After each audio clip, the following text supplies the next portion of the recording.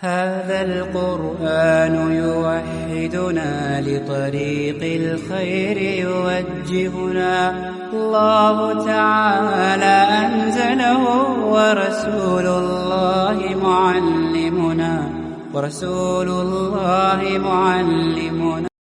السلام علیکم ورحمۃ اللہ وبرکاتہ. تفسیر سورہ بقرہ میں آپ سب کو خوش آمدید ہے. اہلاً و سہلاً مرحبا. آج کا ہمارا لیسن ہے سورہ بقرہ کی آیت نمبر 283 to 286. آج الحمدللہ ہم لوگوں کی سورہ بقرہ کا اختتام ہے. اللہ کا لاکھ لاکھ شکر احسان ہے، اور اللہ تبارک تعالیٰ کی اس راہ میں جو ہماری کوششیں ہیں اور آپ سب کی کوششیں ہیں، اللہ تبارک تعالیٰ اسے قبول فرمائے، اور ہم سب سے جو بھی غلطی اور نادانی اور کچھ بھول چوک ہو گئی ہے تو اللہ تبارک تعالیٰ اس کو معاف فرما دے. آمین یا رب العالمین. نحمدہ و نصلی علی رسولہ الکریم. اما بعد فاعوذ باللہ من الشیطان الرجیم. بسم اللہ الرحمن الرحیم. رب اشرح لی صدری ویسر لی امری واحلل عقدۃ من لسانی یفقہوا قولی. ربی زدنی علما رب یسر ولا تعسر وتمم بالخیر وبک نستعین. اللہم انفعنا بما علمتنا وعلمنا ما ينفعنا وزدنا علما. اللہم علم لا ينفع ومن قلب لا يخشع ومن نفس لا تشبع ومن دعوت لا يستجاب لها. آمین یا رب العالمین. آیت دیکھیے. بسم اللہ الرحمن الرحیم. وَإِن كُنتُمْ عَلَى سَفَرٍ وَلَمْ تَجِدُوا كَاتِبًا فَرِحَانٌ مَّقْبُوضَةٌ فَإِنْ أَمِنَ بَعْضُكُمْ بَعْضًا فَلْيُؤَدِّ الَّذِي اؤْتُمِنَ أَمَانَتَهُ وَلْيَتَّقِ اللَّهَ رَبَّهُ وَلَا تَكْتُمُوا الشَّهَادَةَ وَمَنْ يَكْتُمْهَا فَإِنَّهُ آثِمٌ قَلْبُهُ وَاللَّهُ بِمَا تَعْمَلُونَ عَلِيمٌ. اور اگر تم کسی سفر پر ہو اور کوئی لکھنے والا نہ پاؤ تو ایسی گروی لازم ہے جو قبضے میں لے لی گئی ہو. پھر اگر تم میں سے کوئی کسی پر اعتبار کرے تو جس پر اعتبار کیا گیا ہے وہ اپنی امانت ادا کرے اور اللہ سے ڈرے اور جو اس کا رب ہے، اور شہادت مت چھپائے، اور جو اسے چھپائے تو بے شک وہ اس کا دل گناہ گار ہے. اور اللہ جو کچھ تم کر رہے ہو خوب سننے والا ہے اور جاننے والا ہے. اور اللہ جو کچھ تم کر رہے ہو اسے خوب جاننے والا ہے. اللہ تبارک تعالیٰ فرما رہے ہیں کہ اگر تم سفر پر ہو اور قرض لینا تمہیں پڑ جائے تو لین دین میں لکھنے والا اگر کوئی نہیں مل رہا ہے تو راستے میں ہے، سفر میں ہے، اور اس وقت کوئی لکھنے والا نہیں مل رہا ہے، یا اگر کاغذ پین دوات وغیرہ نہیں مل رہا ہے نا، تو اور رہن کا معاملہ کرنا پڑ جائے، یعنی گروی لینے کا معاملہ کرنا پڑ جائے تو پھر کیا کرے؟ رہن رکھ لیا کرے، یعنی سامان کو گروی دے دیا کرے. یعنی قرض کا معاملہ پڑ جائے تو پھر کیا کرے؟ سامان کو رہن کر دیا جائے، سامان کو گروی رکھ دیا جائے.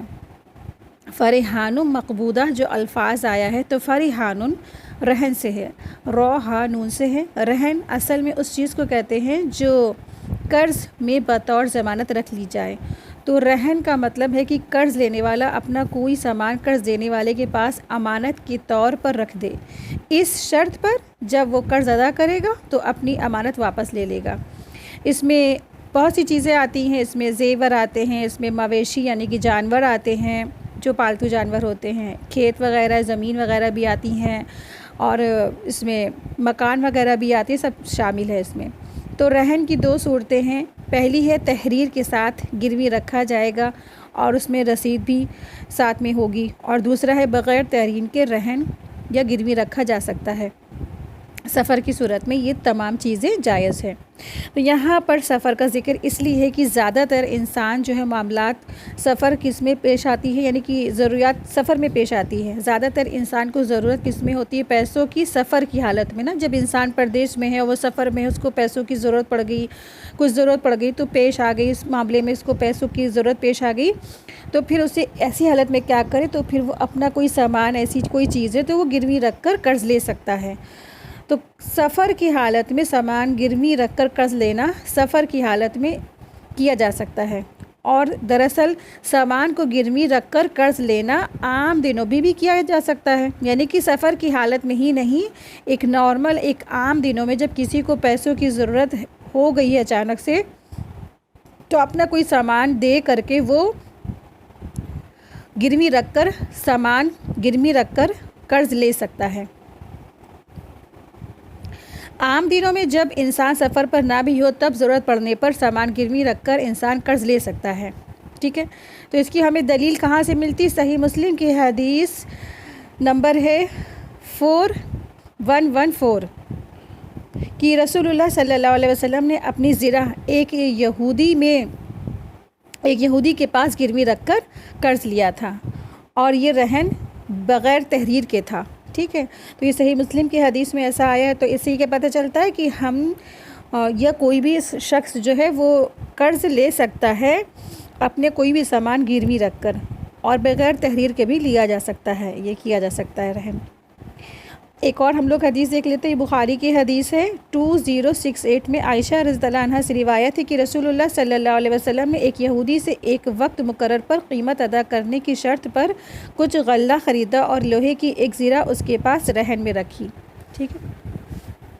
تو پہلی صورت کیا ہے رہن کی، کہ اگر آپ سفر پر ہیں اور آپ کو کوئی ضرورت ہوئی تو بغیر تحریر کے کوئی چیز گروی رکھ کر قرض لے سکتے ہیں، یہ جائز ہے۔ لیکن دوسری صورت کیا ہے؟ ایک دوسری بھی صورت ہے کہ انسان اگر سفر پر ہے اور قرض لے رہا ہے اور گروی رکھ رہے ہیں، تو اگر آپ کے پاس سامنے والا اگر لکھنا چاہ رہا ہے تو آپ لکھ بھی دیں، دونوں ہی صورتیں جائز ہے۔ یعنی کہ یہ جو قرض کا معاملہ ہے گروی رکھ کر جب ہو رہا ہے تو رسید پر ہو رہا ہے، لکھ کر ہو رہا ہے تو یہ بھی جائز ہے، اور رسید پر لکھ کر نہیں بھی ہو رہا ہے تو یہ بھی جائز، اس سے یہ پتہ چلتا ہے، ٹھیک ہے۔ تو اب دیکھیں کہ لکھنا دراصل کیا ہے، لکھنا اس دور میں کیا ہے، دراصل ہمارے لیے فائدہ مند ہے۔ پچھلی والی آیت میں بھی اللہ تبارک تعالیٰ نے کیا کہا کہ لکھ لیا کرو، اور اگر نہیں بھی لکھو گے تو اس میں بھی کوئی گناہ نہیں، اگر لکھ لو گے تو زیادہ تمہارے لیے فائدہ مند ہے۔ اگر سامنے والا شخص مان لے کی ہے نا، اس سچویشن کیا ہے، فائدہ مند کیسے ہو سکتا ہے کہ اگر سامنے والا شخص ہے جس کے پاس سامان رکھوایا ہے، قرض میں رکھوایا ہے، ہماری کوئی جویلری ہے، کوئی زمین ہے، کوئی مویشی ہم نے دیا ہے، اور اس کا کوئی انتقال ہو گیا، یا وہ شخص کہیں چلا جائے یا کچھ بیمار ہو جائے، ایسی کوئی پریشانی لاحق ہو جائے، تو پھر کیا ہوگا؟ اگر آپ کے پاس لکھا ہوا کوئی چیز ہوگی تو پھر کیا ہے، آپ کے حق میں صحیح فیصلہ ہو سکتا ہے۔ تو جو بھی چیز گروی رکھی گئی ہے نا، تو جو قرض دے رہا ہے، تو جو قرض دینے والا ہے اس کو جو بھی قرض دیا گیا ہے اور بطور رہن کوئی سامان اس نے گروی رکھ بھی لیا ہے، تو اب دراصل یہ سامان کیا ہے، اس کے پاس ایک امانت ہے۔ اب قرض دینے والا اس سامان سے کوئی فائدہ نہیں اٹھا سکتا ہے، اگر اس نے فائدہ اٹھایا تو یہ سود ہوگا، ٹھیک ہے۔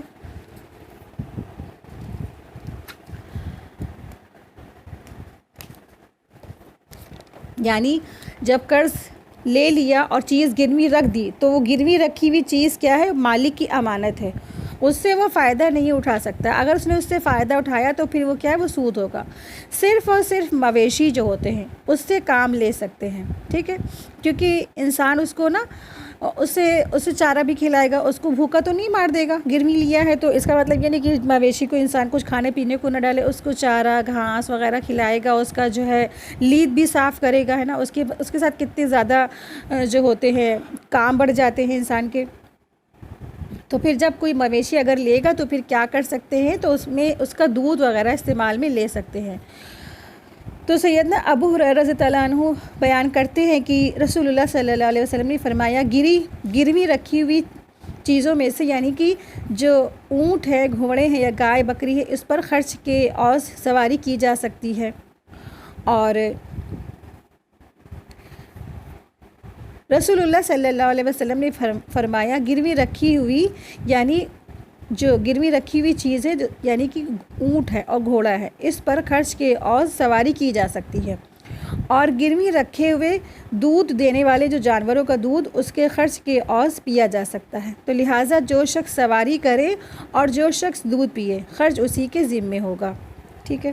یعنی اگر کسی کے پاس گروی رکھا گیا ہے وہ جانور، یعنی اتنا بڑا ہے کہ اس کے اوپر سواری کی جا سکتی ہے، تو اس پہ وہ سواری بھی کر سکتا ہے، یا اگر دودھ دینے والے جانور ہے تو اس کا دودھ بھی کیا ہو سکتا ہے، استعمال میں وہ لے سکتا ہے۔ یہ فائدہ دراصل اس لیے اٹھا سکتا ہے کہ جس نے گروی رکھا ہے نا وہ شخص جانوروں کو چارہ بھوسا بھی کھلا رہا ہے، اس کی دیکھ ریکھ کر رہا ہے، اس کی دیکھ بھال کر رہا ہے، اس کا اس میں مال خرچ ہو رہا ہے، تو یہ جائز ہے۔ اور اس کے علاوہ گروی رکھی ہوئی چیز سے فائدہ اٹھانا منع ہے، ورنہ یہ کیا ہو جائے گا، یہ سود ہو جائے گا۔ مثلاً پہلی سچویشن کیا ہے، قرض لے کر کسی نے زمین رکھ دی، زمین گروی رکھ دی اور گروی لینے والا اس سے فائدہ نہیں اٹھا سکتا ہے۔ اگر اس نے جو ہے اس میں کاشتکاری کر لی، کھیتی باڑی کر لی، اس سے فائدہ اٹھا لیا، تو وہ کیا ہو جائے گا، وہ سود ہو جائے گا، ٹھیک ہے۔ دوسری سچویشن ہے، اگر کسی کے پاس مکان ہے، اس نے مکان کو گروی رکھ دیا، اس نے رہن رکھ دیا، تو جو جس کے پاس گروی رکھا ہے نہ تو اس مکان میں وہ رہ سکتا ہے، نہ اس کو وہ کرائے پر دے سکتا ہے، ٹھیک ہے، اس کو صرف اور صرف لاک کر کے بند کر کے اپنے پاس رکھ سکتا ہے گروی اور رہن کی شکل میں۔ دراصل یہ کیا، یہ سب امانتیں ہیں۔ امانت رکھنے والے کے لیے بڑی سختی سے تاکید ہے کہ وہ پوری ایمانداری کے ساتھ امانت کو وقت پر لوٹا بھی دے۔ تو اسلام اپنے پیروی کرنے والوں کو یہ تعلیم دیتا ہے کہ جو ہے ایک مسلمان ہے نا، اس کے اخلاق بلند ہوں، اس کے بلند اخلاق کا تقاضا یہ ہے کہ وہ اپنے سامنے والے کو جو قرض دے تو بغیر امانت کے رکھوائے۔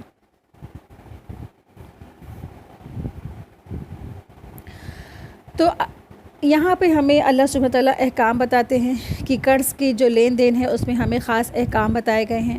تو ایک مسلمان کے بلند اخلاق کا تقاضا یہی ہے کہ سامنے والے کو جب وہ قرض دے تو بطور امانت رکھوائے، بنا امانت رکھوائے قرض بھی دے سکتے ہیں۔ پہلی سچویشن کیا ہے کہ اگر رہن رکھوا رہے ہیں تو اسے لکھوائے نہ، ٹھیک ہے۔ پہلا اگر کیا ہے کہ اگر کسی کو قرض دے رہے ہیں، گروی دے رہے ہیں یا رکھوا رہے ہیں تو پھر کوئی ضروری نہیں اس میں لکھا جائے۔ دوسرا ہے اگر لکھ بھی رہے ہیں تو اس میں کوئی برائی بھی نہیں ہے۔ تیسرا یہ ہے کہ جو چیز رہن رکھوائی گئی ہے تو اس کا جو نفع ہے اور نقصان ہے اس کا ذمہ دار صرف اس کا مالک ہوگا، ٹھیک ہے۔ مثال کے طور پر پہلی کیا مثال ہے کہ ایک شخص نے اپنی ایک بکری رہن رکھوائی، دوسرے شخص نے جس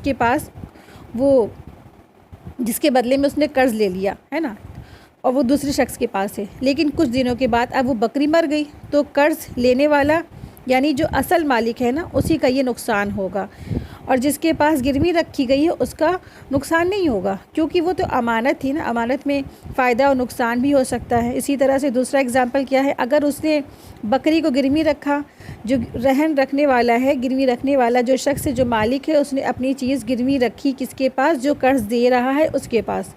اب اگر اس بکری نے بچہ دے دیا، کہاں جب وہ گروی رکھی ہوئی تھی تو یہ جب بچہ ہوگا تو اپنا اصل اس کا جو مالک ہے اسی کا ہوگا۔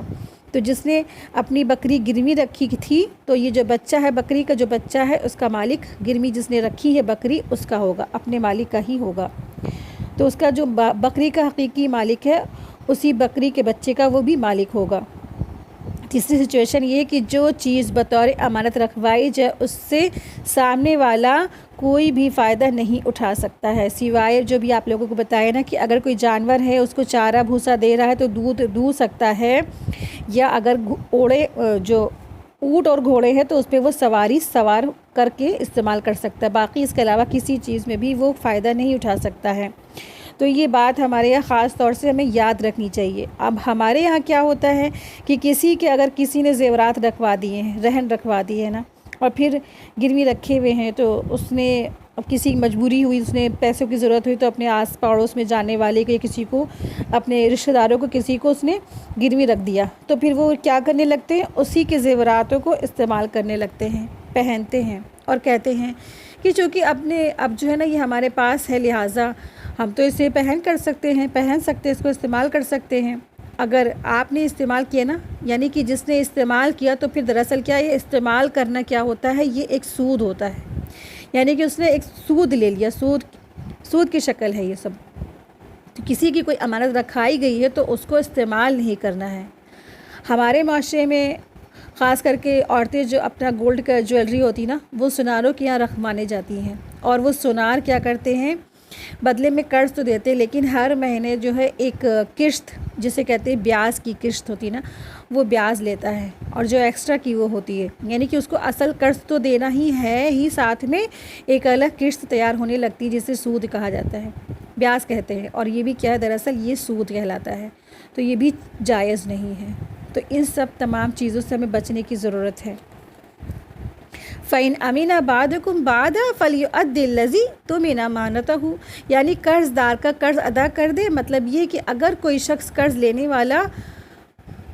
والے کا اعتبار کرے اور اس کی کوئی چیز رہن رکھنے بغیر اسے قرض دے دے تو اسے بھی چاہیے کہ اللہ سے ڈرے، اللہ سے ڈرتے ہوئے اس کا قرض بھی وہ ادا کر دے، یعنی بغیر کسی رسید کے، بغیر کسی گواہ کے اگر اس نے کوئی چیز رکھی ہے تو اللہ سے ڈرتے ہوئے اس کا وہ قرض بھی وہ ادا کر دے۔ سیدنا ابو ہریرہ رضی اللہ عنہ بیان کرتے ہیں کہ رسول اللہ صلی اللہ علیہ وسلم نے فرمایا، اس شخص کو امانت واپس کرو جس نے تمہارے پاس امانت رکھی ہے اور جس نے تم سے خیانت کی ہے تو اس سے خیانت بھی تم نہ کرو، یہ ابو داؤد کی حدیث ہے۔ وَلْيَتَّقِ اللَّهَ رَبَّهُ، یعنی اللہ سے ڈرو، امانت میں خیانت نہ کرو، خیانت کرنا بہت بڑا گناہ ہے۔ سورہ آل عمران آیت 161 میں اللہ سبحانہ تعالیٰ فرماتے ہیں، اور جو خیانت کرے گا قیامت کے دن لے کر آئے گا جو اس نے خیانت کی ہے، پھر ہر شخص کو پورا دیا جائے گا جو اس نے کمایا ہے اور ان پر ظلم نہیں کیا جائے گا، یعنی جس نے خیانت کی ہے تو وہ اس دن خیانت کی ہوئی چیز کو اپنے ساتھ لے کر آئے گا۔ وَلَا تَكْتُمُوا الشَّهَادَةَ، گواہی کا چھپانا کبیرہ گناہ ہے، اور اللہ تبارک تعالیٰ نے یہاں کیا فرمایا ہے، وَلَا تَكْتُمُوا الشَّهَادَةَ، یعنی کہ تم نہ چھپاؤ گواہیوں کو، گواہی چھپانا کبیرہ گناہ ہے، بڑا گناہ ہے، اس لیے اس قرآن میں اور حدیث میں اس کی سخت وعید بیان کی گئی ہے۔ اس لیے کہا گیا ہے کہ جو ہے نا گواہی دینے کی بھی جس طرح فضیلت ہے اور گواہی چھپانے کا بھی دراصل بہت بڑے جو ہے گناہ بھی ہیں۔ تو فضیلت میں کیا آتا ہے کہ وہ آدمی بہترین گواہ ہے جو بن بلائے کسی مظلوم کے حق میں سچی گواہی دینے کے لیے حاضر ہو جاتا ہے۔ سیدنا زین ابن خالد جہمی رضی اللہ عنہ بیان کرتے ہیں کہ رسول اللہ صلی اللہ علیہ وسلم نے فرمایا، میں تم کو بتلاؤں کہ سب سے بہتر گواہ کون ہے، جو گواہی کے لیے بلایا جانے سے پہلے اپنی گواہی ادا کر دے، یہ صحیح مسلم کی حدیث ہے۔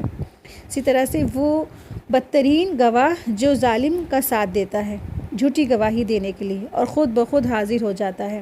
سیدنا عمران بن حسین بیان کرتے ہیں کہ رسول اللہ صلی اللہ علیہ وسلم نے خیر القرونی کے بعد والے زمانے کے برے لوگوں کا تذکرہ کرتے ہوئے فرمایا، یہ وہ لوگ ہوں گے جو گواہی طلب کرنے سے قبل ہی گواہی دے دیں گے، یعنی یہ جھوٹی گواہی دیتے ہوں گے۔ وَمَن يَكْتُمْهَا فَإِنَّهُ آثِمٌ قَلْبُهُ، آیت میں دل کا خاص ذکر کیا گیا ہے، یعنی کہ اللہ سبحانہ تعالیٰ نے فرمایا نا کہ جو کوئی چھپائے گا تو بے شک وہ گناہ گار ہوگا اس کا دل، ہے نا۔ تو جس نے بھی کچھ گواہی چھپائی، کچھ بھی چھپائی اور اللہ کی جو دی ہوئی امانتوں کا استعمال بھی اس نے چھپا لیا یا اس نے گواہی چھپا لی، تو اللہ سبحانہ تعالیٰ تو ہر چیز کے بارے میں جاننے والا ہے، دلوں کا حال، تم نے کیا امانت میں خیانت کی، تم نے کیا اللہ کی نافرمانی کی، کیا احکامات میں تم نے اللہ کے ساتھ میں اور جو دینے والا ہے اس کے ساتھ میں تم نے نافرمانی کی، تو اللہ سبحانہ تعالیٰ تو ہر چیز کو خبر رکھنے والا ہے۔ تو دل کا ان سب چیزوں میں ایک خاص جو ہوتا ہے رول ہوتا ہے، تو خاص کر کے یہاں پر دل کا ذکر کیا گیا ہے، تو اس لیے کہ کسی بات کا چھپانا دل کا فعل ہے، یعنی کہ دل میں انسان سب چیزیں چھپاتا ہے نا، دل میں بھی انسان اپنے راز چھپاتا ہے، تو یہ سب چھپانا اور ظاہر کرنا یہ کس کے کام ہے، دل کا کام ہے۔ خاص کر کے چھپانے کے معاملے میں دل کا ایک اہم رول ہے۔ دل تمام اعضاء کا سردار ہے اور یہ گوشت کا ایسا ٹکڑا ہے، اور اگر یہ صحیح رہے تو سارا جسم صحیح رہتا ہے، اور اگر اس میں فساد آ جاتا ہے تو سارا جسم کیا ہو جاتا ہے، فساد کا شکار ہو جاتا ہے۔ سیدنا نعمان بن بشیر رضی اللہ عنہ بیان کرتے ہیں کہ رسول اللہ صلی اللہ علیہ وسلم نے فرمایا، خبردار ہو جاؤ کہ بدن میں ایک ٹکڑا گوشت کا ایسا ہے، جب وہ سنور جاتا ہے تو تمام بدن سنور جاتا ہے، اور جب وہ بگڑ جاتا ہے تو سارا کا سارا بدن خراب ہو جاتا ہے۔ خوب سن لو کہ وہ ٹکڑا کیا ہے، وہ دل کا ٹکڑا ہے۔ یہ بخاری کی حدیث تھی، حدیث نمبر 52 ہے۔ تو آپ دیکھیں کہ اللہ سبحانہ تعالیٰ نے ہم سب کو یہ احکام دیے قرض کے. پچھلی والی بھی آیت قرض کی تھی اور یہ والی بھی آیت کیا تھی قرض کی. تو اس سے کیا پتہ چلتا ہے، اگر کوئی صاحب حیثیت ہے تو وہ کوئی ضرورت مندوں کو قرض دے دے، ہے نا. تو اللہ تبارک تعالیٰ نے یہاں ہمیں دینے والا بنایا ہے. دینے والے کی اگر استطاعت ہے تو وہ لوگوں کو قرض دے دے. اس سے کیا ہوگا کہ انسان کا جو ہے نا، اللہ تبارک تعالیٰ بھی اس کے لیے بہت زیادہ اس کے لیے فضیلت دی ہے کہ اگر جب کوئی کسی شخص کو قرض دیتا ہے تو روز ڈیلی اس کے لیے وہ اتنا زیادہ اس کے لیے اجر و ثواب ہے کہ ڈیلی اس کو، جس نے اگر کسی نے قرض دیا ہے تو اس کو 1,00,000 روپے، اگر کسی نے کسی کو قرض دیا تو ڈیلی اس کو 1,00,000 روپے صدقہ کرنے کے برابر اس کو اجر ملتا رہے گا. تو اللہ سبحانہ تعالیٰ نے ہم سب کو قرض دینے کی ترغیب دی ہے. آج ہم سب ایک دوسرے کو قرض دینا بند کر دیا، اسی لیے لوگ کیا ہو گئے، بینکوں کی طرف رخ کر کے چلے گئے ہیں. لوگ بینکوں سے ادھار لیتے ہیں اور پھر سود بیاج لے کے کھاتے ہیں، اور پھر کیا ہو جاتے ہیں، ان کا دل کے معاملات بھی کیا ہو جاتے ہیں، پورے قلب سیاہ ہوتا چلا جاتا ہے. تو مسلمان کیا ہے، دراصل ایک دوسرے کے آپس میں سپورٹر ہیں. مسلمان کیا ہے، ایک جسم کے مانند ہے. جسم میں کہیں بھی ایک تکلیف ہوتی ہے تو جسم کا کوئی بھی حصہ اگر تکلیف ہوتا ہے تو پورا جسم بھی اس سے متاثر ہوتا ہے. تو ایک اگر مسلمان ہے نا، تو اگر وہ تکلیف میں ہے تو ہمیں کیا چاہیے، ہمیں کیا کرنا چاہیے، ہم بھی اس کی ہیلپ کرنے والے ہوں، اس کی ہم ہیلپ کریں، اس کو مدد کریں، اس کو سپورٹ کریں. اگر کسی کو ضرورت ہے معاشرے میں تو ہم کیا کریں، اس کی ضرورت کو پورا کر دیں. تو اسلام ہمیں یہ ترغیب دیتا ہے، ہمیں اسلام یہ سکھاتا ہے کہ اگر تمہارے پاس مال ہے، ایکسٹرا ہے، تو تم کیا کرو، تمہیں بھی دوسروں کو دے دینا چاہیے، قرض دے دینا چاہیے، تاکہ سامنے والے کی ضرورت پوری ہو جائے. آیت دیکھیں، آیت نمبر 284، للہ ما فی السماوات و ما فی الارض وان تبدوا ما فی انفسکم او تخفوہ یحاسبکم بہ اللہ فیغفر لمن یشاء ویعذب من یشاء واللہ علی کل شیء قدیر. اللہ تعالیٰ ہی کا ہے جو کچھ آسمان میں ہے اور جو کچھ زمین میں ہے، اور اگر تم اسے ظاہر کرو جو تمہارے دلوں میں ہے یا اسے چھپاؤ تو اللہ اس کا حساب لے لے گا. اللہ تم سے اس کا حساب لے لے گا، پھر جسے چاہے گا بخش دے گا اور جسے چاہے گا عذاب دے گا، اور اللہ تعالیٰ ہر چیز پر پوری طرح قادر ہے. اللہ تبارک تعالیٰ یہاں پہ خبر دے رہے ہیں کہ آسمان اور زمین میں جو کچھ ہے، اس کے درمیان جو کچھ بھی ہے نا، وہ سب کا مالک کون ہے، صرف اور صرف اللہ سبحانہ تعالیٰ. اللہ تبارک تعالیٰ ہی سب چیزوں کا بادشاہ ہے.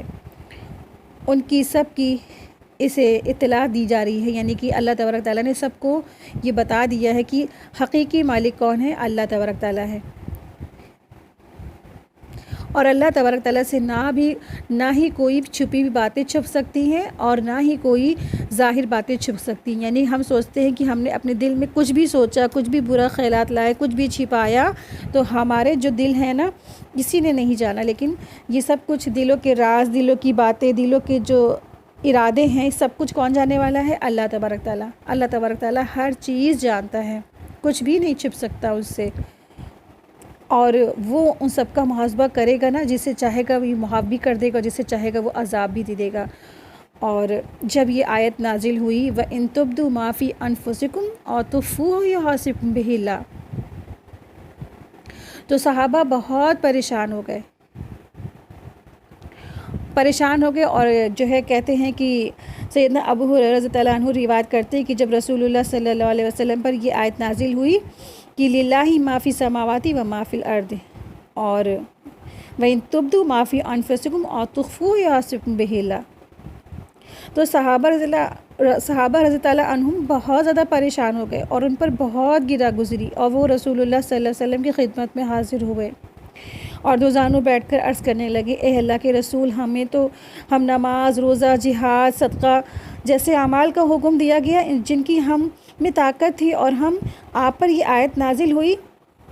یعنی کہ جب ہے نا، آپ نے جب ہمیں یہ حکم ملا، نماز، روزہ، جہاد، صدقہ جیسے اعمال کا حکم دیا گیا، جن کی ہمارے اندر طاقت تھی، ہم اس کو بجا لاتے تھے، لیکن اب کیا ہو گیا، اب ہم پر یہ آیت نازل ہو گئی اور ہم میں اس کی طاقت ہی نہیں ہے. یعنی کہ جو اللہ نے دلوں کی جو ہے آنے والے وسوسے ہیں نا، اس کی بھی پکڑ ہوگی. اس سے یہ پتہ چلتا ہے کہ اگر دلوں میں انسان نے کچھ بھی سوچا، کچھ بھی اس میں وسوسے آئے، تو اللہ تبارک تعالیٰ اس کی بھی محاسبہ کرے گا نا. اور تخفوہ یحاسبکم، بہ اللہ، کہ اگر تم نے کچھ چھپایا نا تو اللہ تعالیٰ تم سے حساب لے گا، تمہارا محاسبہ کرے گا۔ تو اس سے جو ہے صحابہ بہت ڈر گئے، بہت پریشان ہو گئے اور وہ بے چین ہو اٹھے۔ تو رسول اللہ صلی اللہ علیہ وسلم نے فرمایا کیا تم یہ چاہتے ہو کہ اس طرح کہو کہ جس طرح پہلے کے جو ہے دونوں کتاب یعنی کہ تورات اور انجیل والوں نے کہا تھا کہ سمعنا وعصینا، سنا ہم نے اور نافرمانی کی ہم نے سنا اور نافرمانی کی، بلکہ تم نا یہ کہو سمعنا واطعنا غفرانک ربنا والیک المصیر، ہم نے سنا اور ہم نے اطاعت کی، تیری بخشش ہم مانگتے ہیں اے رب ہمارے رب، اور تو ہماری جو ہے اور ہم تیرے ہی طرف لوٹ کر جانے والے ہیں۔ جب صحابہ رضی اللہ عنہم نے اس کا اقرار کر لیا اور یہ الفاظ ان کی زبانوں پر رواں ہو گئے تو اللہ تبارک تعالیٰ نے اس موقع پر یہ آیت نازل فرمائی، آمن الرسول بما انزل الیہ من ربہ والمؤمنون کل آمن باللہ وملائکتہ وکتبہ۔ جب صحابہ نے اس طرح کیا تو اللہ تعالیٰ نے اس پہلی آیت کو منسوخ کر دیا، اور اس پہلی آیت کو منسوخ کر کے یہ آیت نازل فرمائی، لا یکلف اللہ نفسا الا وسعہا لہا ما کسبت وعلیہا ما اکتسبت۔ سورہ بقرہ کی آیت نمبر 286 میں یہ آیت ہے۔ اللہ تعالیٰ کسی جان کو تکلیف نہیں دیتا مگر اس کی گنجائش کے مطابق، اس لیے کہ جو اس نے نیکی کمائی ہے اور اس پر جو اس نے گناہ کمایا ہے۔ یہ مسند احمد کی حدیث تھی۔ سیدنا ابو ہریرہ رضی اللہ عنہ بیان کرتے ہیں کہ رسول اللہ صلی اللہ علیہ وسلم نے فرمایا، اللہ تعالیٰ نے میری امت کے دلوں میں آنے والے خیالات کو معاف فرما دیا ہے جب تک وہ عمل نہ کرے یا کلام نہ کرے۔ یہ بخاری کی حدیث تھی 5269۔ سیدنا ابو ہریرہ رضی اللہ عنہ سے روایت ہے کہ رسول اللہ صلی اللہ علیہ وسلم نے فرمایا، اللہ تعالیٰ نے معاف فرمایا، اللہ تعالیٰ نے فرمایا کہ اے میرے بندہ، جب کسی برائی کا ارادہ کرے نا تو اس کے نامہ اعمال میں نہ لکھو، اور اگر وہ اس کے مطابق عمل کر لے تو صرف اور صرف ایک برائی لکھ لو، اور جب وہ بندہ کوئی ایک نیکی کا محض ارادہ کرے اور ابھی اس نے کیا بھی نہیں ہے تو پھر اسے ایک نیکی لکھ دیا کرو، اور اگر اس نیکی کے وہ کر لے تو اس کے لیے 10 نیکی لکھ دو۔ سبحان اللہ، اللہ اکبر۔ یہ ہمارا رب ہے، یہ اللہ سبحانہ تعالیٰ کی شان ہے کہ جب بندہ برائی بھی نہیں کرتا ہے اور جو ہے صرف برائی کے بارے میں سوچتا ہے، صرف برائی کرتا نہیں، صرف سوچتا ہے، تو اللہ تبارک تعالیٰ نے کیا کہا ہے کہ ابھی کچھ مت لکھو۔ جب وہ برائی کر لیتا ہے تو پھر کیا ہوتا ہے، اس کے لیے صرف اور صرف ایک گناہ لکھا جاتا ہے۔ لیکن جب بندہ نیکی نہیں کرتا ہے، صرف نیکی کا ارادہ کرتا ہے تو اس کے لیے اس کا اجر لکھ دیا جاتا ہے، ایک نیکی لکھ دی جاتی ہے۔ لیکن جب وہ نیکی وہ کر لیتا ہے، کمپلیٹ کر لیتا ہے، تو اس کے لیے 10 نیکیاں لکھ دی جاتی ہیں۔ کیسا غفور الرحیم ہے ہمارا رب۔ آپ سوچیں کہ صحابہ تھے نا، پریشان ہو گئے تھے، اور صحابہ کی پریشانی ہماری امت کے لیے کیا ہوئی، بہت بڑی نعمت بن گئی۔ اگر آج خدا نخواستہ ہمارے وسوسوں پر، ہمارے خیالات پر، ہمارے ارادوں پر پکڑ ہوتی تو کوئی جنت میں نہیں جا سکتا تھا، کوئی جنت میں جا ہی نہیں سکتا تھا۔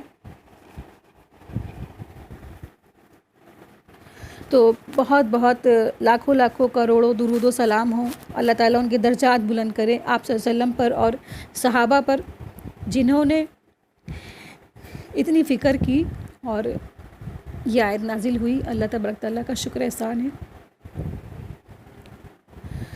چلے آیت دیکھیں، آیت نمبر 285۔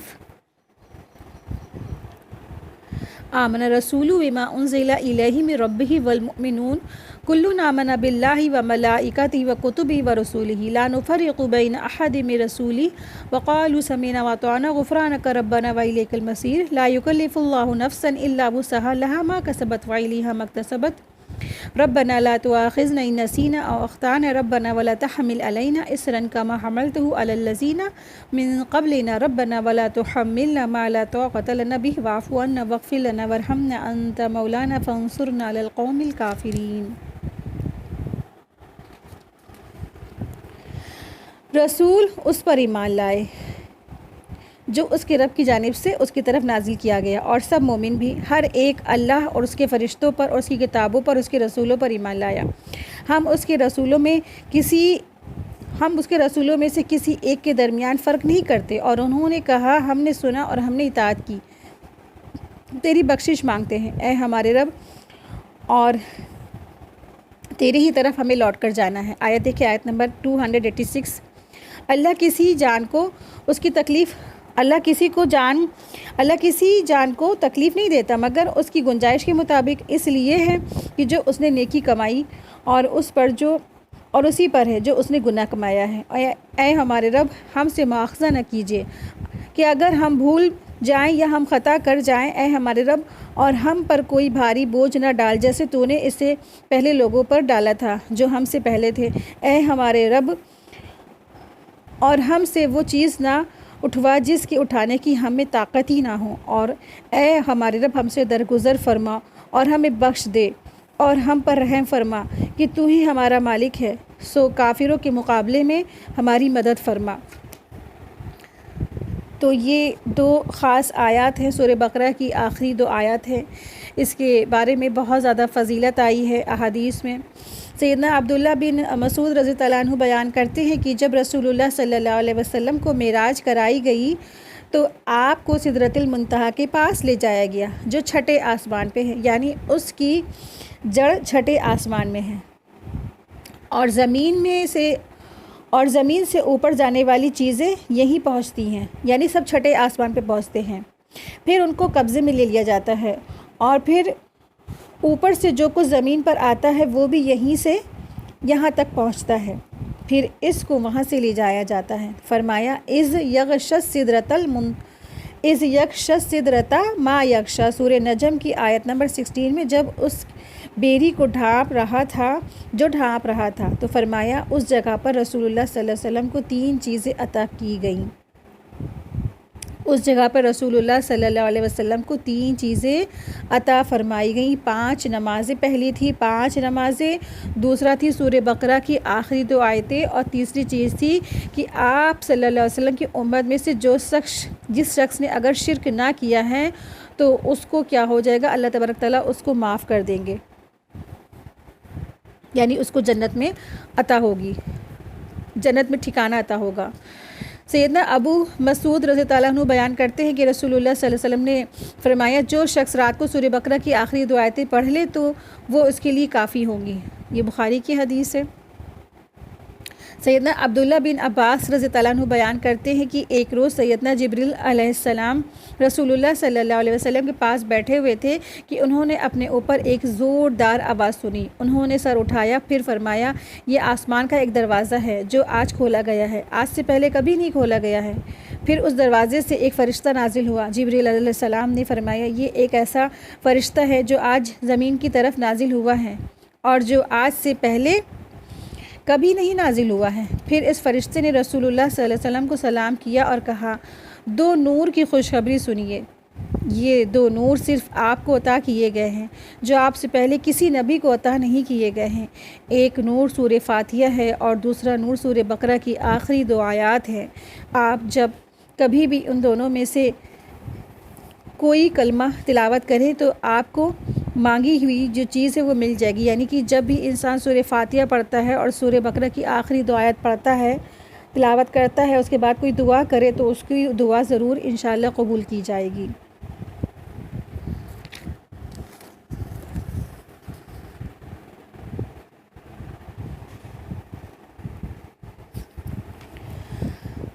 آمن الرسول بما انزل الیہ من ربہ والمؤمنون، اور رسول اس پر ایمان لائے جو ان کے رب کی طرف سے ان پر نازل کیا گیا۔ کل آمن باللہ وملائکتہ وکتبہ ورسولہ،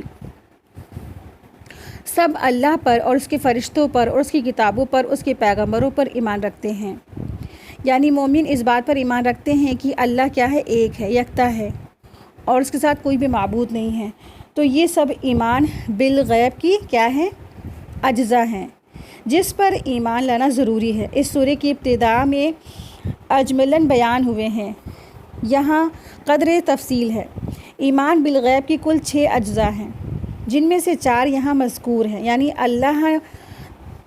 اللہ پر، اس کے فرشتوں پر اور اس کی کتابوں پر، اس کے رسولوں پر، اور جو یہاں مذکور نہیں ہے وہ کیا ہے بلکہ دوسرے مقامات پر مذکور ہیں، وہ ہیں روز آخرت پر ایمان، اور اس بات پر ایمان کی ہر طرح کی بھلائی اور برائی صرف اور صرف اللہ ہی کی طرف سے ہوئی ہے، اور یہ سب یعنی کہ قسمت پر ایمان، تقدیر پر ایمان، اور یہ سب اشیاء ایسی چیزیں ہیں اور یہ سب اشیاء ایسی ہیں جن کا ادراک حواس خمسہ سے ناممکن ہے اور وہ انسان کی نظروں سے اوجھل رہتی ہیں۔ ان میں سے کتابیں اور رسول انسانوں کو نظر تو آتے ہیں، لیکن اس یقین کا انسان کے پاس کوئی ذریعہ نہیں ہے کہ فلاں کتاب فی الواقع اللہ کی طرف سے نازل شدہ ہے۔ ہمارا تو صرف ایمان ہے نا، ہمیں ایسے کوئی بلیو نہیں ہے، کوئی ایسا پکا بلیو نہیں کہ واقعی میں یہ نازل شدہ ہے۔ اگر ہم اس پہ ایمان لے آتے تو یہ کیا ایمان بالغیب ہے۔ اور فلاں رسول واقعی میں رسول ہے اللہ کا، یہ یقین بھی کیا ہے ایسی صورت میں حاصل ہو سکتا ہے جب پہلے سے انسان اللہ پر اور اس کے فرشتوں پر ایمان لائے۔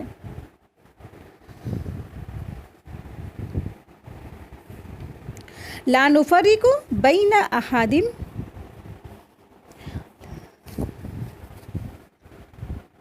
لا نفرق بین احد من رسولی،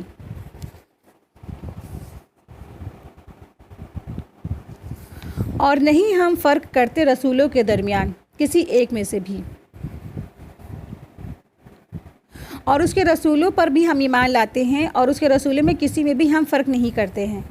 تو رسولوں میں تفریق کا مطلب کیا ہے؟ رسولوں میں تفریق کرنے کا دو صورتیں ہوتی ہیں، ایک یہ ہے کہ کسی کو اللہ کا رسول مانا جائے اور کسی کو نہ مانا جائے۔ جیسے یہود نے نا عیسیٰ علیہ السلام کو رسول مانا تھا اور نبی صلی اللہ علیہ وسلم کو، اور عیسائی محمد صلی اللہ علیہ وسلم کو اللہ کا نبی نہیں مانتے تھے، جبکہ مسلمان ان سب کو اللہ کے نبی اور رسول مانتے ہیں، ان کے نبی یا رسول ہونے میں کوئی فرق نہیں کرتے ہیں۔ پھر جس طرح تمام انسان ہونے کے لحاظ سے ایک سطح پر ہے نا، یعنی کہ اللہ تبارک تعالیٰ نے ان کے درمیان کیا رکھا ہے؟ فرق رکھا ہے۔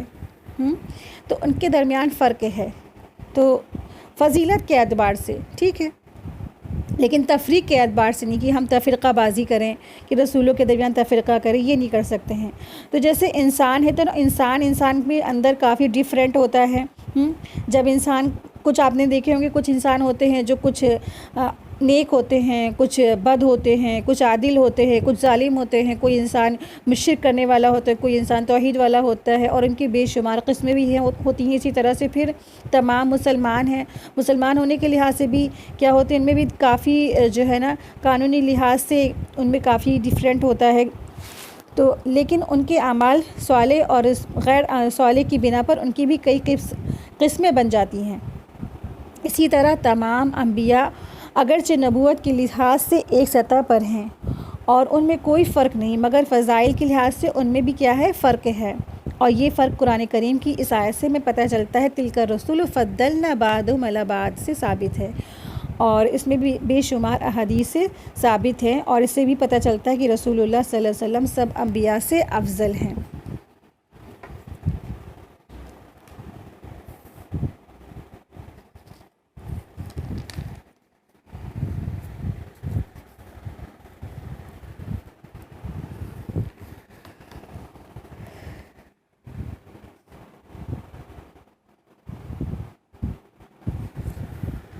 آیت 286 دیکھیں،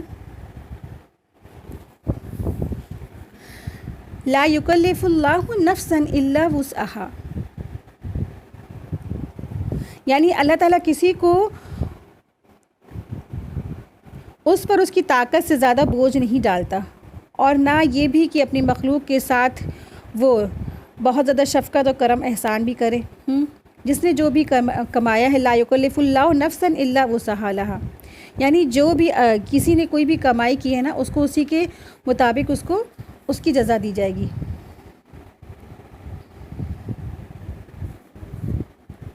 اللہ تبارک تعالیٰ کسی کو تکلیف نہیں دیتا سوائے اس کی وسعت کے مطابق، کسی جان کو تکلیف نہیں دیتا سوائے اس کی وسعت کے مطابق۔ تو اس جملے میں اللہ تبارک تعالیٰ نے اپنے قانون، سزا اور جزا کا بیان کیا ہے، یعنی جو کام کسی انسان کی استطاعت سے بڑھ کر ہے ان پر انسان سے باز پرس نہیں ہوگی، ٹھیک ہے، مگر جو کام صرف اور صرف کیا ہے؟ باز پرس تو اس پر ہوگی جو انسان کے اختیارات استطاعت میں ہے، اور جہاں انسان مجبور ہو جائے کہ وہاں گرفت نہ ہوگی، مگر اس کے اختیارات، استطاعت اور قدرت کا جو فیصلہ ہے نا، انسان کو نہایت نیک نیتی سے کرنا چاہیے، کیونکہ اللہ تبارک تعالیٰ تو دلوں کے راز تک جانتا ہے. یعنی کہ انسان کے اندر جب استطاعت ہے، اس کے اوپر کوئی بوجھ ڈالا گیا، برڈن ڈالا گیا ہے، تو اس کا مطلب وہ کر سکتا ہے. جب کوئی آپ دیکھیں ٹیچر کوئی کسی بچے کو بوجھ دیتی ہیں، یعنی کہ ہوم ورک دیتی ہیں، تو ٹیچر جانتی ہے کہ بچہ کیا اسٹوڈنٹ بریلینٹ ہے اور وہ کر لے جائے گا. اسی طرح اللہ تبارک تعالیٰ دیتے ہیں اس کو، وہ اتنا ہی کام اس کے اوپر برڈن ڈالتے ہیں، وہ جانتے ہیں اللہ تبارک تعالیٰ کہ یہ میرا بندہ کر سکتا ہے. تو اللہ تعالیٰ کسی پر اس کی جان سے زیادہ اس کے اوپر کوئی بوجھ نہیں ڈالتے. لہا ما کسبت علیہا مکتسبت، اچھے کام کرے گا تو اس کو ان کا فائدہ ملے گا، اور برے کام کرے گا تو اسے اس کا ہی نقصان پہنچے گا. تو اللہ تعالیٰ نے اپنے قانون جزا سزا کا یہاں پہ دوسرا بیان کیا ہے، دوسرا کلمہ بیان کیا ہے کہ جو یہ ہے کہ انسان کو وہی کچھ ملے گا جو اس نے خود کمایا ہے، اور اسے وہی ملے گا. اگر وہ اچھے کام کرے گا تو اسے اچھائی ملے گی، اگر اس نے برائی کی ہے تو اسے برائی ملے گی. وہاں اس کو آبا و اجداد یا اس کے حسب نسب یا اس کے آبا و اجداد کا پیر ولی اولیاء ہونا اسے کوئی فائدہ نہیں دے گا، اسے کوئی نفع نہیں دے گا. وہاں تو صرف اور صرف اس کو، ہر شخص کو اپنے ہی عمل کا بدلہ ملے گا. ربنا لا تؤاخذنا ان نسینا واخطانا، اے ہمارے پروردگار، ہم سے بھول چوک میں جو غلطی ہو گئی ہو تو ہم سے مواخذہ نہ کرنا.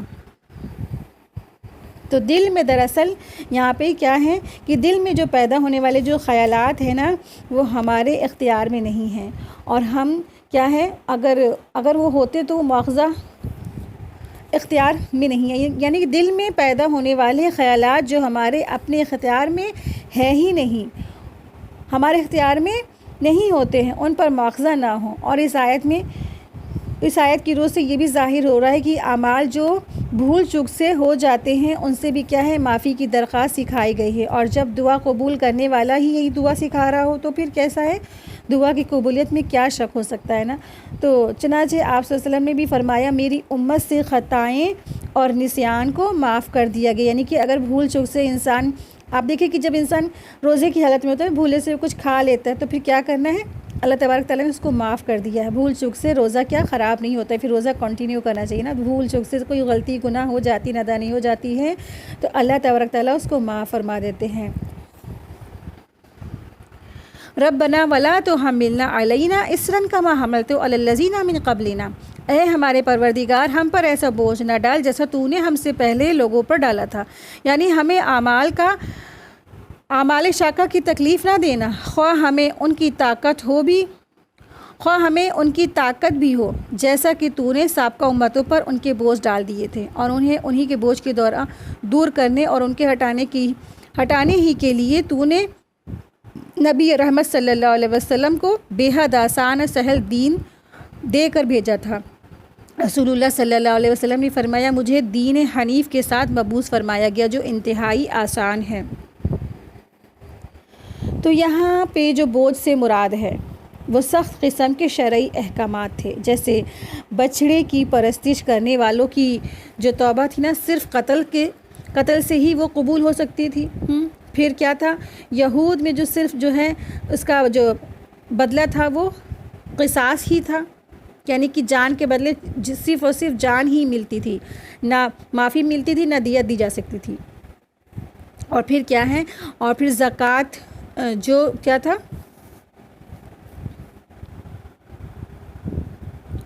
اور ان پر جو زکوٰۃ تھی وہ مال کا چوتھا حصہ تھا. اور اگر کپڑے پر اگر کوئی پیشاب وغیرہ لگ جاتا تھا تو انہیں کاٹ کر پھینک دینا پڑتا تھا. اور مال غنیمت کے جو اموال تھے نا، ان کے اوپر حرام تھے، ان کے لیے حلال نہیں تھے. تو اللہ تبارک تعالیٰ نے ایسے سخت احکامات ہم سب کے لیے کیا کیا، آسان کر دیا. امت محمدیہ کے لیے آسان دین اور آسان شریعت نازل فرمائی. اللہ کا لاکھ لاکھ شکر احسان ہے.